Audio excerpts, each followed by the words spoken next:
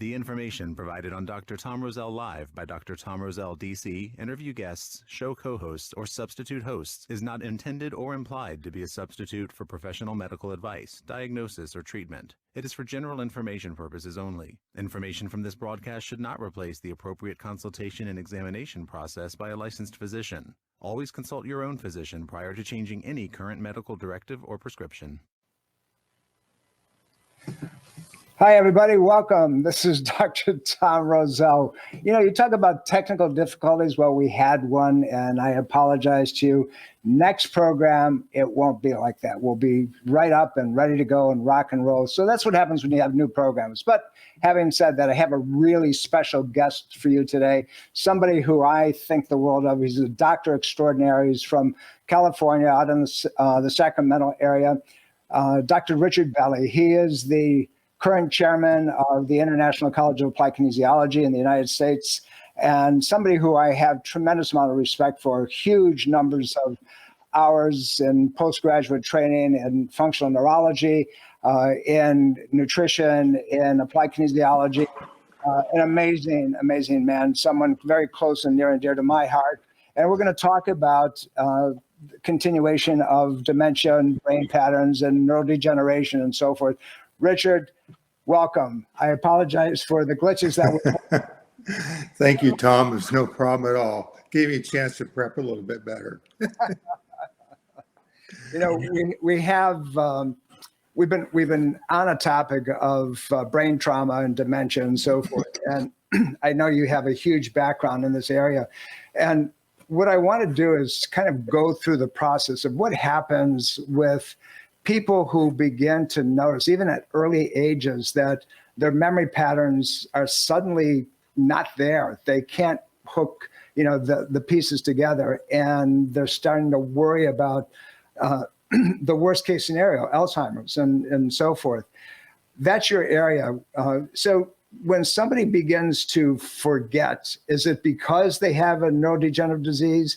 Or is it because they're under stress, or is it because of all those things? And we'll get into that as deeply as we can.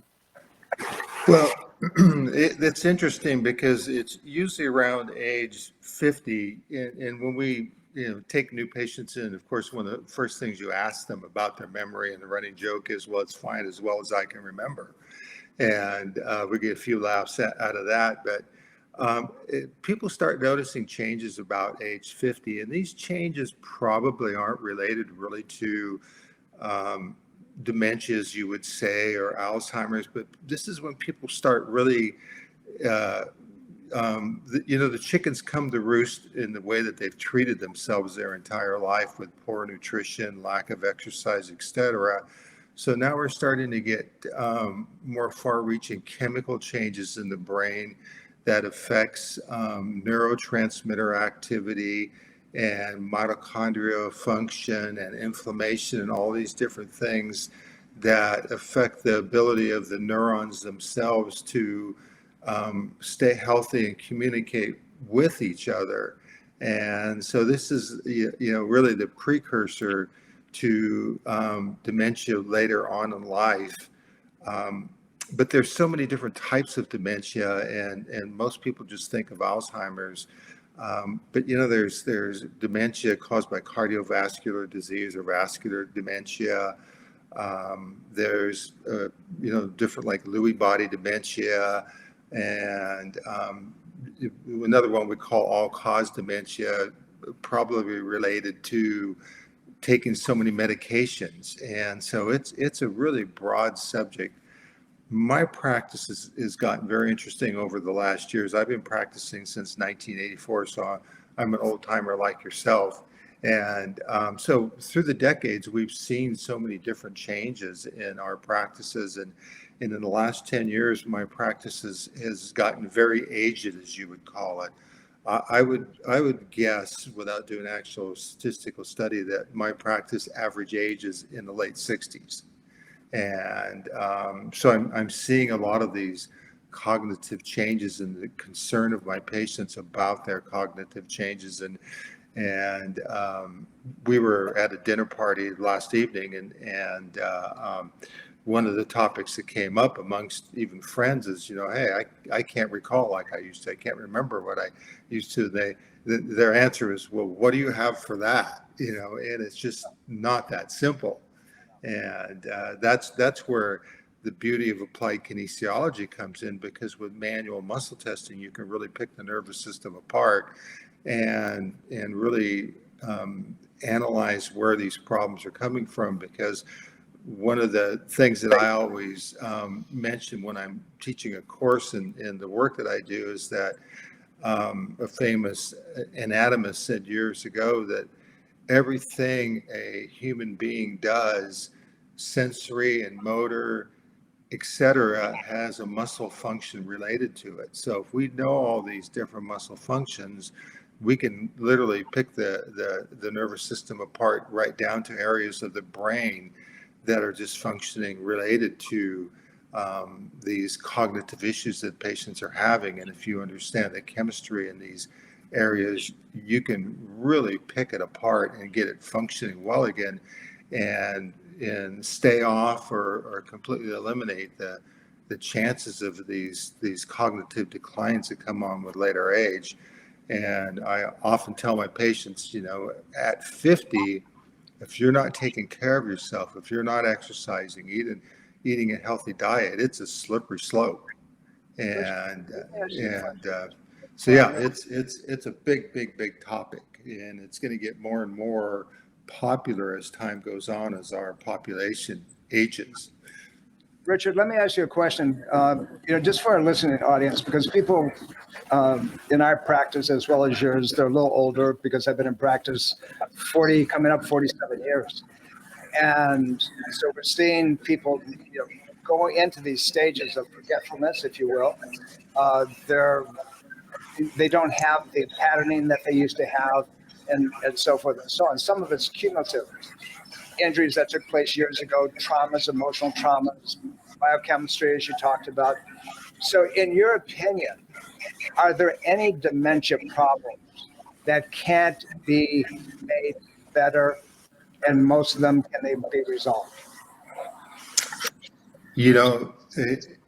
Sure, there are dementia problems that are really out at the outer edge of the spectrum that probably can't be resolved if they're farther along. But in the general public, I would agree with you that that if you can't completely get rid of the dementia problems or the cognitive decline, there are so many things that we can do to help improve function and again, slow down the cognitive decline and add to quality of life. And we see that every day in our practice. And these come from, nutritional input, supplements.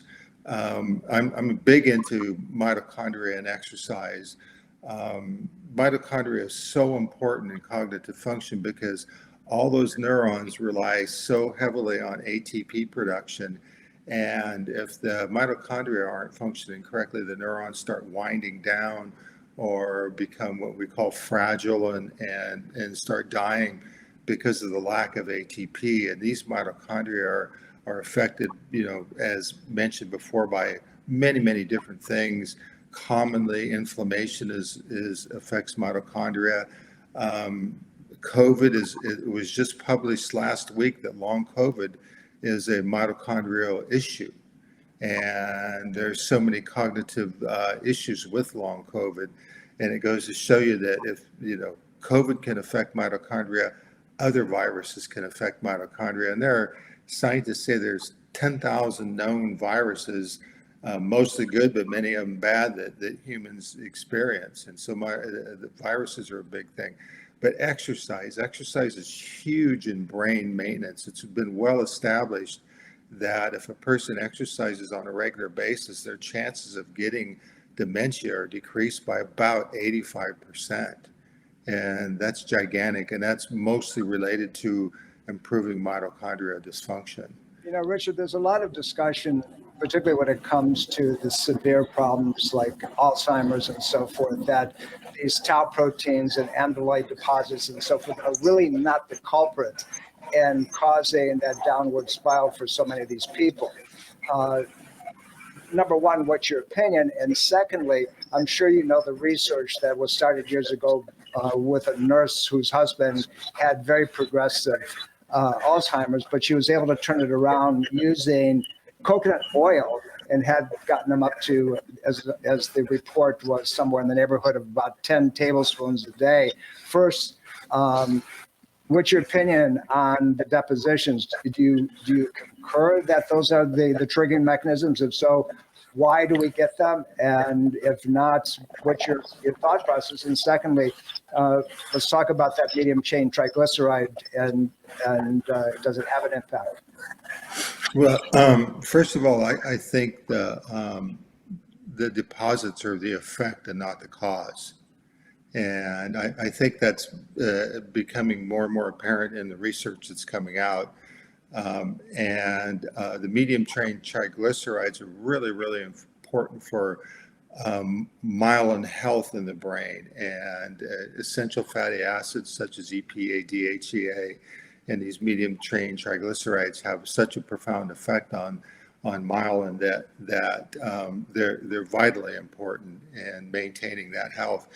And the American diet is so lacking in those things. Our diet is overwhelmed with industrial oils, and that's one of the first things I have my patients do is get off your seed oils and your industrial oils. Like we were made to believe decades ago that canola oil was the big answer, and now it's just turned out to be poison.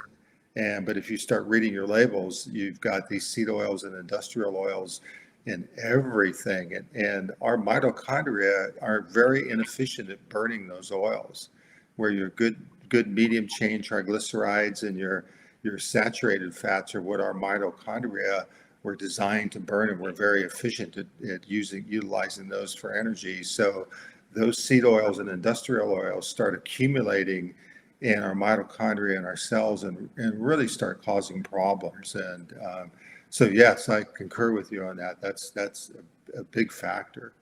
Well, people come in and, the debate has been ongoing, but what we've noticed in so many of our patients and when we've run the chemistries and so forth, slow, subtle, continual traumas, everything from being in a 5 mile an hour fender bender or having participated in lacrosse or soccer, things of that nature that you wouldn't think would damage it. But as you said earlier, the inflammatory cascade that occurs because of that, inflammation being acid being a destructive process that will deteriorate, destroy tissue.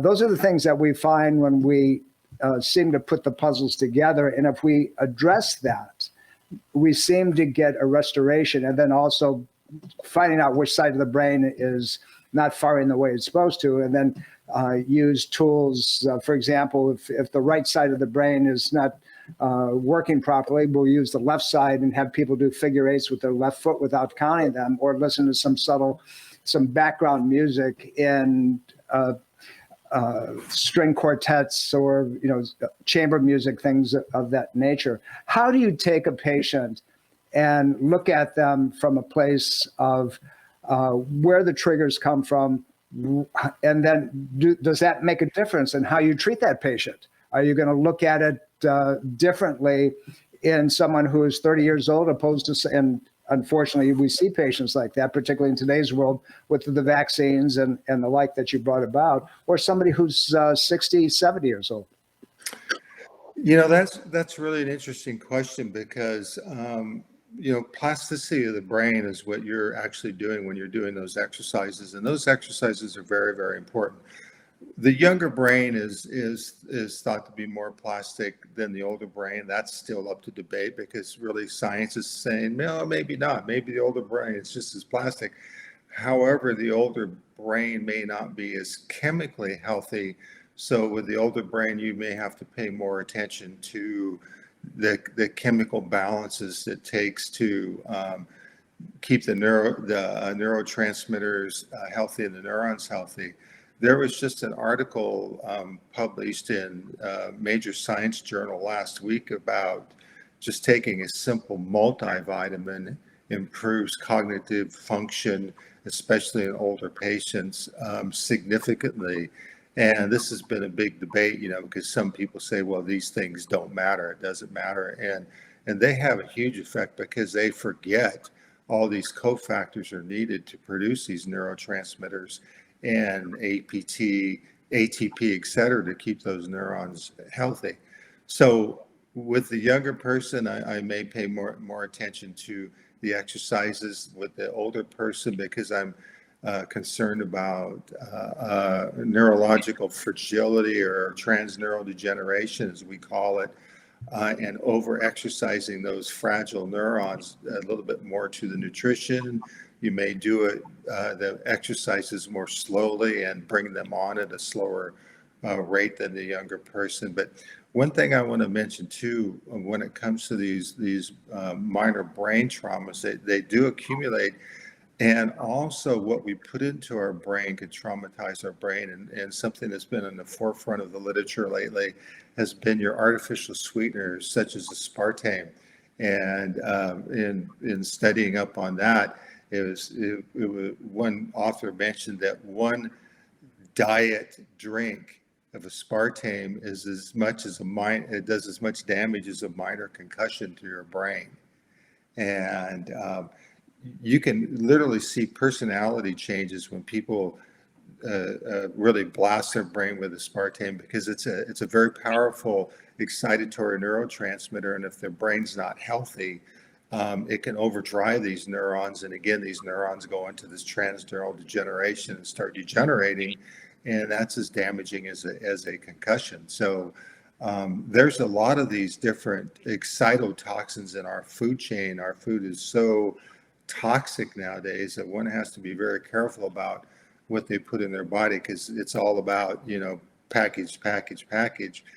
And then you've got your microplastics too that I think are accumulating in our brains. It was just published last week that there was a study done on bottled water, and every bottled water that this group tested was loaded with microplastics. And so when we see people coming out of the big box stores with pallets full of bottled water, me and my wife just shake our head, because we go, what are they doing to themselves?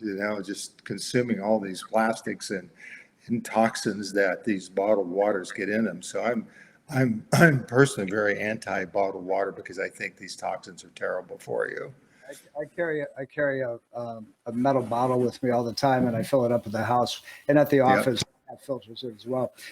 I was teaching a class last week with a dear friend of ours, and I was going over the adrenal fight-flight system, and was talking about the adrenal medulla with tyrosine, and that there's several different pathways that it's necessary, and if there's not enough of it, the body's going to not function properly. Tyrosine is one of the primary components to produce thyroxine in the thyroid. But also, and when I mentioned this to the doctors that were sitting there, it said tyrosine is necessary for brain function. So if you get somebody who's in a fight-flight situation all the time, so that adrenal system is in overdrive, pretty soon, all those other areas, the thyroid and brain function, are going to be depleted, because to stay alive, the adrenal system has to have, and is going to take as a primary, the tyrosine availability in the body. And that's one of the things I think many physicians on multiple spectrums miss. They don't realize that that's important. Well, and the tyrosine is a big issue nowadays, because people are going towards the vegetable-based diet and the vegan diet, et cetera, which tend to be low in tyrosine. You throw some stress on that, now you've got a person who's tyrosine depleted. And here's another area where depleted tyrosine can be really detrimental, is that tyrosine is the precursor to coenzyme Q10. And so you've got two key factors in the production of coenzyme Q10, which is one of the most important chemicals in the body, because that's the gateway to the electron transport chain and ATP production. So if you have somebody who's tyrosine depleted, their coenzyme Q10 levels start depleting. And once that particular phase of the electron transport chain gets blocked, you start getting these very dangerous free radical buildup in the cell, which could be very carcinogenic. So there's this whole cascade of problems that can happen there. And I'm kind of like the mitochondria guy. I've studied it so much, and I realize how important good mitochondria function is, that I could almost go on and on and on about this. So without beating the subject to death, I'd like to really point out that I'm concerned about patients who, so many of them need this coenzyme Q10 and your statin medications. And people think about only statins as being related to coenzyme Q10 depletion, but there's a huge list of medications that deplete coenzyme Q10, especially your psychoactive medications like Prozac and those whole categories. They're coenzyme Q10 depleters also. So now you're creating a vicious cycle. And now that we're onto this cognitive stuff, most of your patients, if you ask them who are on these psychoactive medications, you go, well, do they help you? You've been taking them for 10 years. And they go, oh, no, they quit helping 9 years ago. Why are you still taking them? Because they were prescribed to me. And so you see a lot of that in practice, where people just continue to take medications that are ineffective and they're detrimental just because they were prescribed and they're given an open prescription, and they just keep taking them. So, on that note, there's another element, if you will, that has shown up in several of the articles I read in PubMed, and the differentiation between carnitine and acetyl-L-carnitine. One is the next step over the other. And in your opinion, giving L-carnitine for neurocognitive function, is it as significant and available to the neuro platform as acetyl-L-carnitine? And there was an article that I was reading the other day in one of the athletic journals. What's your opinion?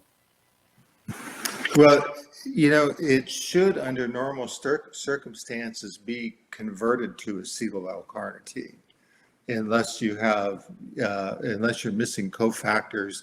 And so that conversion takes your simple B vitamin cofactors. So here's where things like taking a simple B complex can be very effective in maintaining normal health. And these simple things are really overlooked by a lot of people and healthcare practitioners, because when you're converting your foods to ultimately to factors that can go into the Krebs cycle or the citric acid cycle, what is also called, and ultimately to produce ATP, there's a lot of B vitamin reactions there, especially with B1, B2, B3, B5.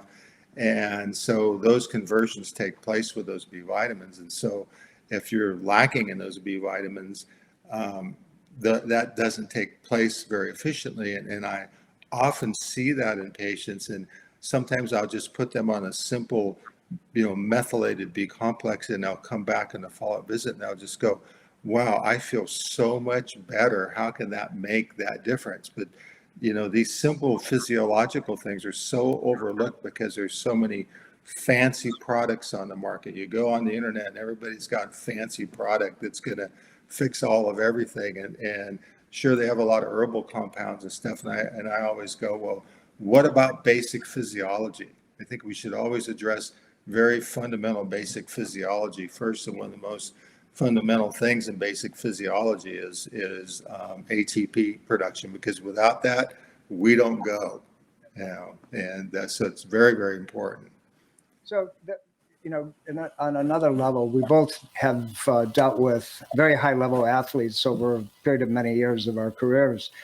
When these guys go into a stress pattern, and they've been at it repetitively over and over again, and they begin to lose the coordinated patterns that they had when they were younger, starting out. It's not just because they're aging, but it's because they're utilizing or they're consuming more and more nutrient patterns like B complex, multiple areas of proteolytic enzymes and so forth that help drop the inflammatory reactions in the receptor sites of the cells.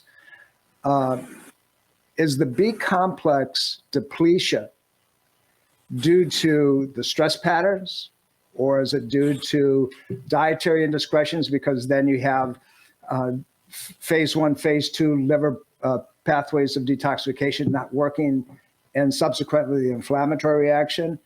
And now I know we're talking about simply an athletic performance, but people are athletes in their own environment and the day-to-day work that they do. What have you seen with that? Well, first of all, our food chain is terribly depleted of B vitamins because they're water soluble, and a lot of the foods we get now are from other countries. They're imported. They're not ripened on the vine. They're just thrown in a box and they ripen during shipment or in the store. And so the natural process of forming these nutrients is cut off. So one, you've got depleted foods. And then, like you said, your phase 1, phase 2 detox pathways in the liver are very dependent on these B vitamins. So our environment is so toxic that we're all under liver overload. So that depletes your B vitamins. And these B vitamins are so important for mitochondrial production of ATP. So now you've got these vicious cycles going on that can really affect one's health, and it's pretty much well known in the scientific community that mitochondrial dysfunction may be one of the primary causes of cancer. It's really a topic of discussion these days in the modern literature. So boy, you can just see how this is going. And in the news media of recent times, there's this big concern about cancer in folks that are less than 50 years old. The rate has gone up tremendously. And it's probably because of these whole cycles of depleted food, toxins, depleted nutrients, et cetera, et cetera. It's just crazy to think that you can get these nutrients from your diet at the adequate amounts to your body needs to keep you detoxified and functioning correctly. It's just not going to happen unless you have a way of eating, organically grown foods from virgin soils that have never been depleted and grown in before, et cetera, et cetera. Sure, those foods are probably very abundant in these nutrients, but how many of us have the opportunity to eat like that nowadays? That's the problem. Let's talk about the elephant in the room a little bit. And you mentioned it slightly as we began the program. With COVID, we're seeing more and more problems of all sorts. Cancers, number one. There's activation of subtle problems that now are becoming malignant, and tumor formations and lymphomas and so forth. But the other piece is that there's a dementia pattern that you mentioned, a confusion, an anxiety level that goes through the ceiling, and that you would normally see with a traumatic injury of some sort, but it's manifesting that way. A lot of the research recently has pointed out that perhaps low levels at 3-4 milligrams per day of nicotine will help reset that pathway in the brain. How does that work? That's funny because I read that research study, and it's been a while back, but again, it comes back into resetting the mitochondria and to kind of let's touch on this whole anxiety thing, because such a huge percentage of our population suffers from anxiety at one level or another. And so when we are converting our food to energy through the Krebs cycle, one of the amino acids that's bumped out of the Krebs cycle is called glutamate or glutamic acid. That glutamic acid with a combination of B6 makes a inhibitory neurotransmitter, the number one inhibitory neurotransmitter in the whole nervous system, called GABA. gamma-aminobutyric acid. And when that GABA gets low, that creates anxiety in the brain. It really creates a lot of brain dysfunction because the cortex of the brain really is just a very delicate balance between glutamate and GABA, glutamate being an excitatory neurotransmitter, GABA being an inhibitory neurotransmitter. These things get out of balance with each other. It creates a lot of problems. I mean, if you have too much excitatory activity like glutamate, you can have things as extreme as adult onset ADHD, which a lot of people claim to have nowadays. And one of the things that can really contribute to that is MSG, because MSG is monosodium glutamate.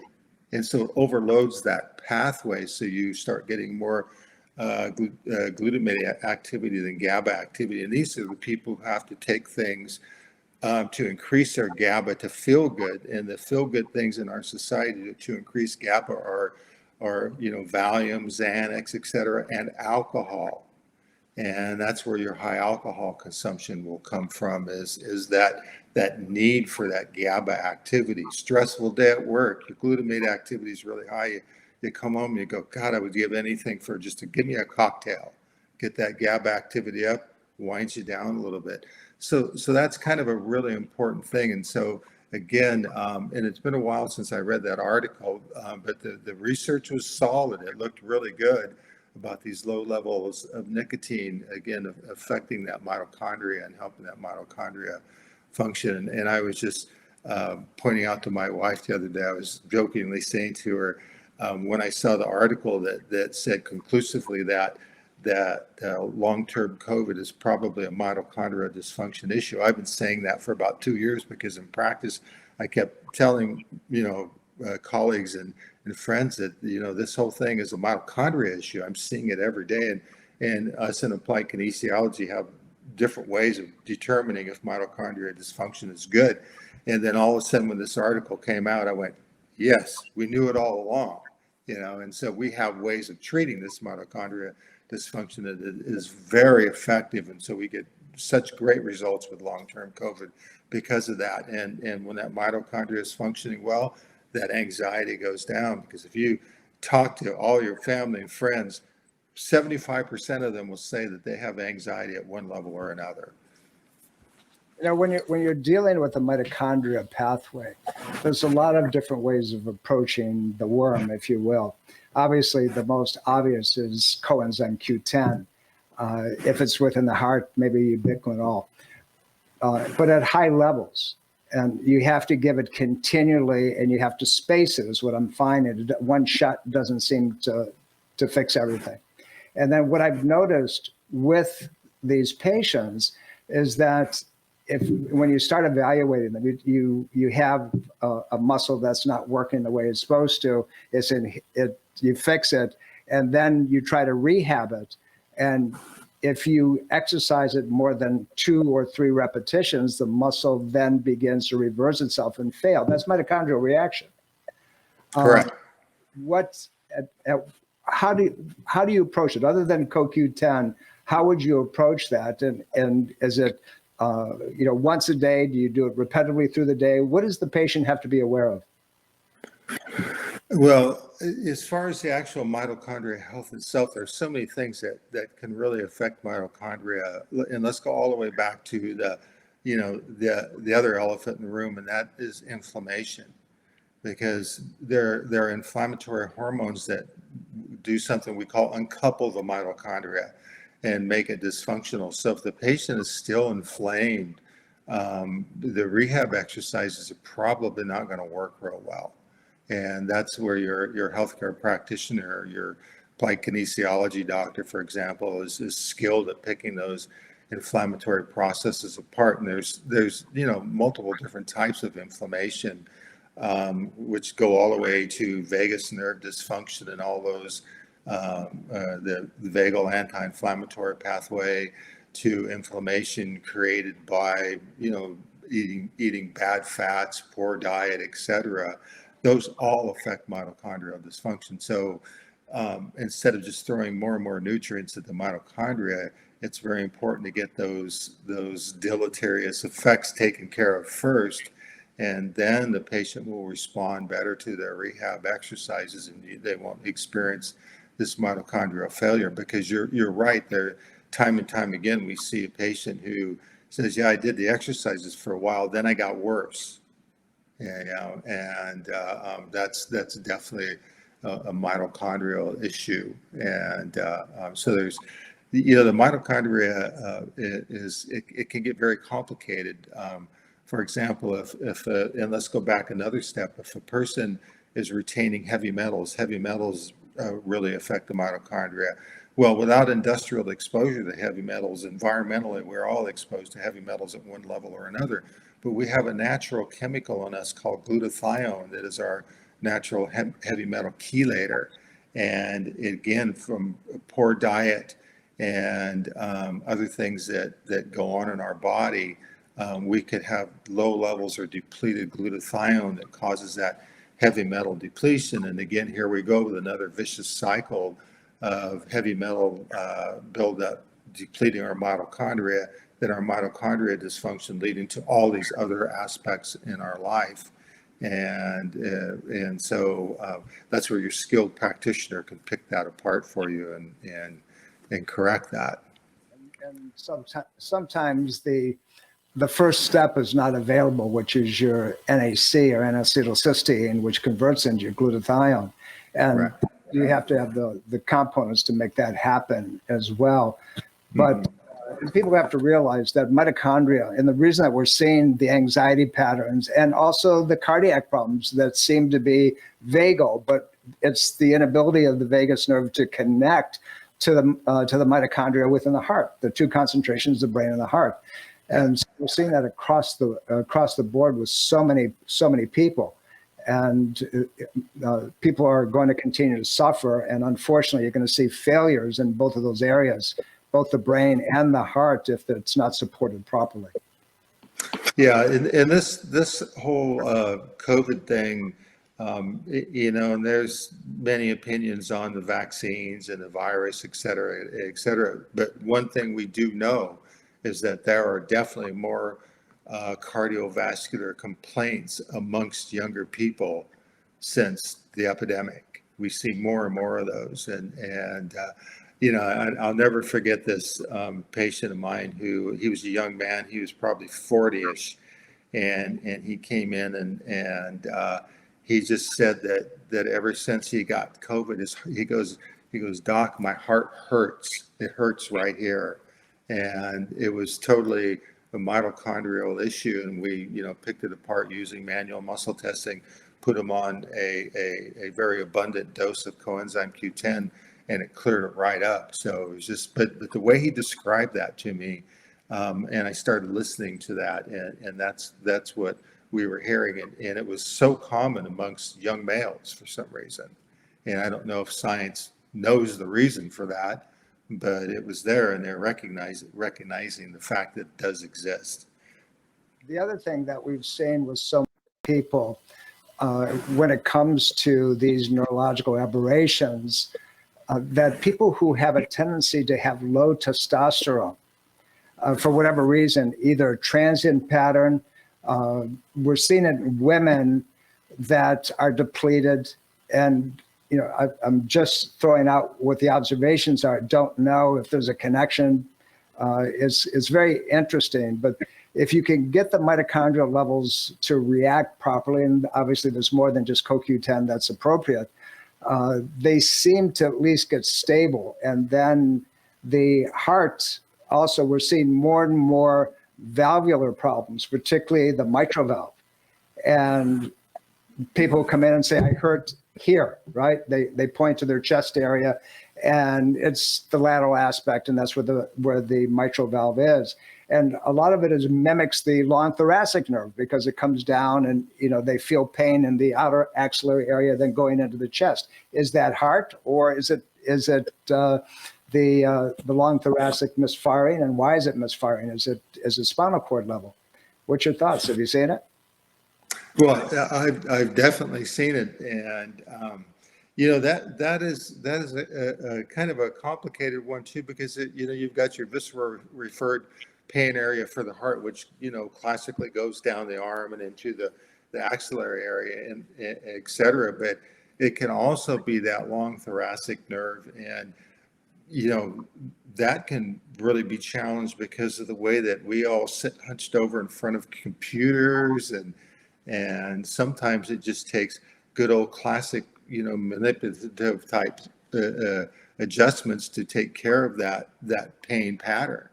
And, more and more we see a lot of these lower cervical spine issues and upper thoracic spine issues because of the way we're all sitting hunched over in our poor computer posture and, of course, headphone posture, et cetera, just kind of classic stuff related to that. So, I kind of see both, but I typically in my practice, because of the long wait to get into my practice, don't see a lot of acute type symptoms.